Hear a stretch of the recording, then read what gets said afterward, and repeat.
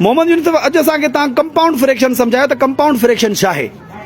Sir जीअं असां proper सिखियो आहे इम्प्रॉपर सिखियो आहे हा ईअं ई आहे जीअं 2/6 जी 2/6 हा। ईअं ई असां पंहिंजो 3 आहे या 4 आहे या 6 जेको बि अंग ॾियूं त हे थी वियो कंपाउंड फ्रैक्शन। Very good. त इहो थी वियो। कंपाउंड हाणे जेके ॿ लिखिया तव्हां इन ॿिनि हो त आहे 2/6 इहे ॿ छा आहिनि? हे होल होल यानी के इनखे पढ़बो 2 all 2/6 छा पढ़बो?